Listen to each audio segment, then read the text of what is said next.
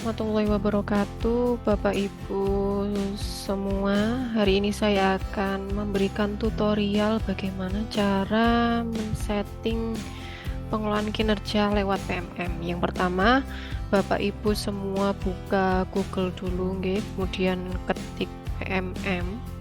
Setelah itu klik platform Merdeka Mengajar. Setelah diklik platform Merdeka Mengajar, kemudian klik pengelolaan kinerja, kemudian Bapak Ibu lanjut ke rencanakan kerja. Nah, sebelumnya karena saya sudah mengisi nggih Bapak Ibu. Nah, bagi yang belum pernah mengisi, ini Bapak Ibu klik dulu rapot pendidikannya. Di situ terlihat bahwasanya di manajemen kelas masih cukup, dukungan psikologisnya baik, metode pembelajarannya cukup. Setelah itu klik saya mengerti. Setelah itu Bapak Ibu pilih salah satu. Di sini saya mengklik penerapan disiplin positif. Kemudian saya ke pengembangan profesi. Di pengembangan profesi ini Bapak Ibu memilih apa yang akan jenengan targetkan nantinya dalam satu semester ini. Contoh di sini saya menargetkan meningkatnya kompetensi melalui peran sebagai partisipan kegiatan seminar, lokakarya, konferensi, simposium, atau studi banding lapangan yang diselenggarakan di bidang pendidikan.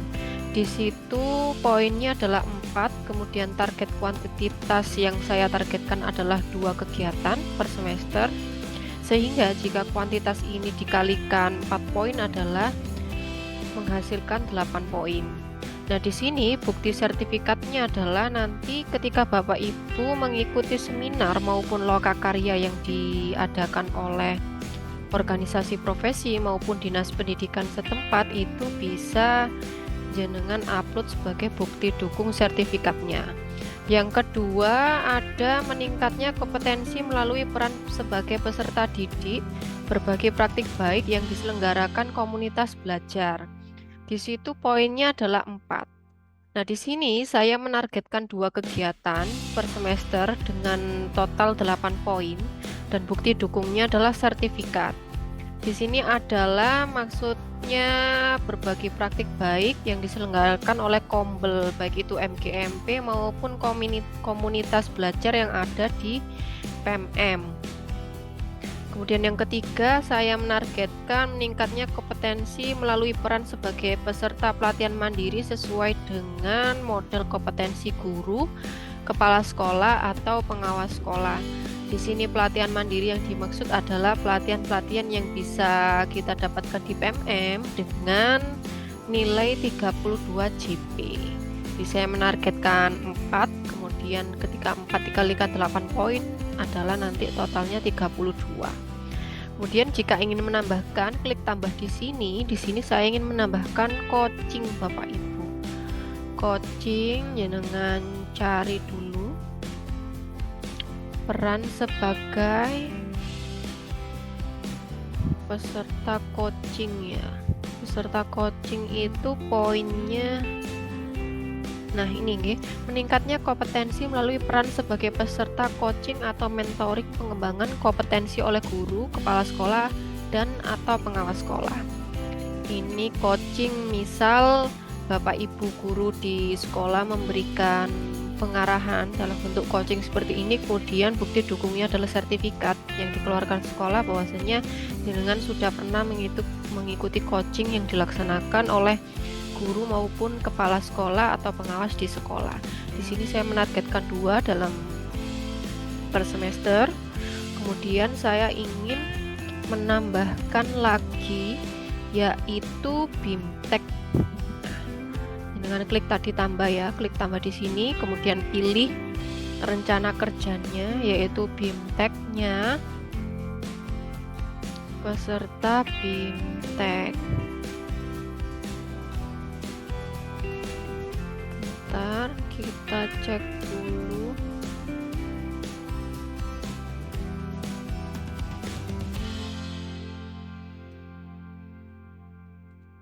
Nah, ini ketemu ya.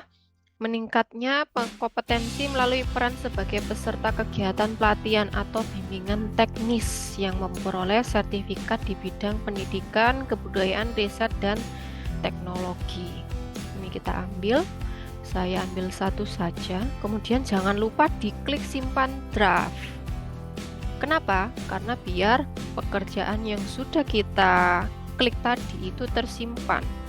Nah, nantinya akan kembali ke menu halaman seperti ini. Jangan takut Bapak Ibu tinggal klik lanjutkan rencana kerja, kemudian klik tadi menu apa yang diambil. Saya nanti ambil penerapan disiplin positif, kemudian diklik ke pengembangan kompetensi. Nah, di sini bisa kita lihat nih, total poin minimum yang harus kita dapatkan adalah 32 per semester untuk memenuhi ekspektasi atasan. Nah, di sini saya mengambil total poinnya adalah 64. Gitu ya Bapak Ibu ya. 64 dari kegiatan yang sudah kita ambil. Setelah itu kita ke menu tugas tambahan ya. Jadi tadi kan di praktik pembelajaran dulu. Setelah selesai pengembangan kompetensi, kemudian ke tugas tambahan. Ke tugas tambahan ini menunya adalah apabila Bapak Ibu mendapatkan jabatan di sekolah, itu tinggal ditambahkan. Di sini saya menambahkan meningkatnya kinerja satuan pendidikan melalui pelaksanaan tugas tambahan sebagai bendahara sekolah atau pengelola bantuan BOS. Pengelola bantuan operasional sekolah. Nah, di sini saya sebagai bendahara BOS, nanti bukti dukungnya adalah laporan yang disertai surat keputusan atau surat tugas dari kepala sekolah. Kemudian, saya yang kedua adalah menargetkan meningkatnya kinerja satuan pendidikan melalui pelaksana tugas tambahan sebagai wali kelas. Apabila Bapak Ibu sebagai wali kelas, silahkan ditambahkan. Kemudian, yang ketiga, di sini saya menambahkan meningkatnya kinerja satuan pendidikan melalui pelaksanaan tugas tambahan sebagai pembina ekstrakurikuler. Nah, di sini saya sebagai pembina Tabus, jadi saya tambahkan di sini bukti dukungnya adalah SK yang dikeluarkan kepala sekolah.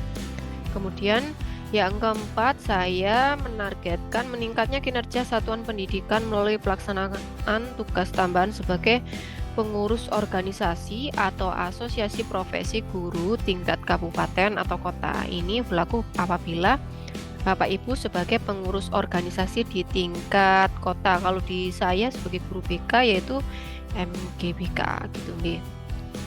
Bagaimana jika ingin menambahkan? Jenengan tinggal diklik tambah di sini Bapak Ibu. Nah, di sini nanti ada beberapa menu atau pilihan yang dapat Bapak Ibu ambil. Loh Bu, gimana kalau saya ini sebagai pembina OSIS di sekolah? Nah, jenengan tinggal tambahkan atau klik ini. Meningkatnya kinerja satuan pendidikan melalui pelaksanaan tugas tambahan sebagai pembina organisasi siswa intersekolah atau OSIS ditambahkan ya. Karena saya bukan pembina OSIS, maka saya tidak menargetkan. Cara menghapusnya adalah di sini.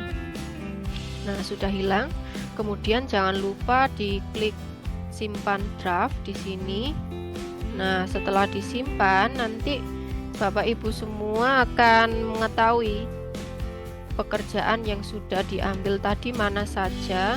Nah, nanti kita kembali ke menu lanjut rencanakan kinerja. Kita klik, kemudian ke pengembangan profesi, ke tugas tambahan, kemudian ke perilaku kerja. Sini ya, di perilaku kerja di sini ada 7 aspek Bapak Ibu. 7 aspek di sini. Yang pertama adalah akuntabel. Akuntabel ini kalau diklik, Bapak Ibu pilih mana yang sesuai.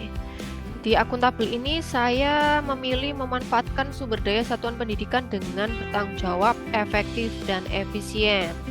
Maka nanti bagaimana Anda akan menerapkan perilaku tersebut dalam kehidupan sehari-hari?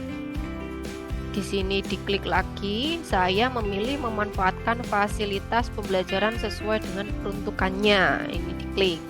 Nah, seperti ini. Kemudian di aspek selanjutnya yaitu kompeten yang ketiga. Di sini saya memilih menunjukkan penguasaan kompetensi yang memadai dalam melakukan kinerja. Lah, bagaimana Anda menerapkan perilaku tersebut? Lah, di sini saya memilih menunjukkan kompetensi dalam bekerja sehingga menjadi teladan bagi rekan sejawat. Kemudian dia harmonis. Apa perilaku yang paling ingin Anda fokuskan di tahun ini? Di sini saya memilih menghargai setiap warga satuan pendidikan, apapun latar belakangnya. Lah, bagaimana Anda menerapkan perilaku tersebut dalam kehidupan sehari-hari? Di sini saya memilih berlaku adil kepada setiap orang tanpa memandang kedudukan, jabatan, latar belakang, suku, agama, ras, dan gender. Sampai seterusnya Bapak Ibu isi sampai kolaboratif. Kalau sudah, jangan lupa simpan drive, kemudian akan kembali ke halaman ini, lanjutkan rencana kerja. Bapak Ibu klik ke pengembangan kompetensi, tugas tambahan tadi sudah, ke perilaku kerja sudah. Nah, di sini Bapak Ibu klik ke rangkuman. Nah, ketika sudah diklik rangkuman ini berisi semua rangkuman kinerja yang Bapak Ibu ajukan, atau yang rencana hasil kerja yang Bapak Ibu ajukan, atau yang Bapak Ibu targetkan dalam semester ini. Nah, ini berisi rangkumannya, kemudian ini berisi tadi ya perilaku kerja yang berisi 7 aspek tadi. Nah, kalau sudah, Bapak Ibu dapat klik lanjut ajukan di kolom bawah ini. Tapi kalau masih ragu, Bapak Ibu masih bisa klik diubah ini. Gitu ya Bapak Ibu, mudah sekali bukan? Demikian yang dapat saya sampaikan atau saya berikan ilmu sebagai tambahan informasi dalam pengelolaan kinerja guru yang ada di PMM ini. Semoga video ini bermanfaat untuk Bapak Ibu semua. Saya akhiri, wassalamualaikum warahmatullahi wabarakatuh.